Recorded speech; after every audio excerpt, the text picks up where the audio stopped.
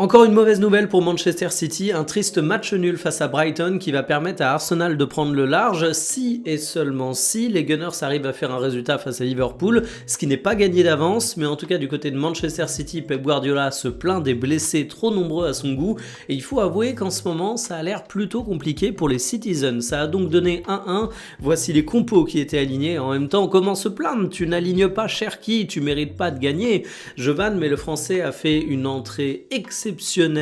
Rodri et O'Reilly également, mais alors vraiment Cherki, faut quand même dire qu'il a une forme depuis le début de saison, on le répète sans cesse, mais une adaptation express, une qualité footballistique qui correspond parfaitement à Manchester City, c'est définitivement un très grand joueur. Mais sinon le match a été plutôt décevant pour un bon nombre d'offensifs du côté de Manchester City. J'ai trouvé Foden transparent, Reinders non plus, n'a pas réussi à faire de grandes différences et finalement t'as été quasiment exclusivement dépendant de Doku qui a mis de l'énergie pour faire des différences, mais malheureusement quand t'es seulement solide, quand t'arrives seulement à faire les différences mais que t'arrives pas à conclure derrière, ça t'amène pas à aller chercher les 3 points. Voici les statistiques de la rencontre et vous vous rendez compte que les occasions, il y en a eu.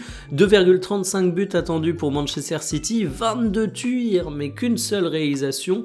En fait, il y a eu un manque cruel de réalisme. Les dernières minutes ont été assez symboliques de ça. J'ai adoré le match de Cherki, mais Cherki à la fin, il aurait peut-être pu être un petit peu plus tueur et c'est la même chose pour Erling Haaland. Donc finalement tu ne marques qu'un but, tu prends qu'un point et la conséquence au classement général, c'est un Manchester City qui en cas de victoire d'Arsenal pourrait être à 8 points derrière, ça commence à faire beaucoup. Heureusement Aston Villa a également fait un nul, donc City garde au moins sa place de dauphin et regardez les différences de buts.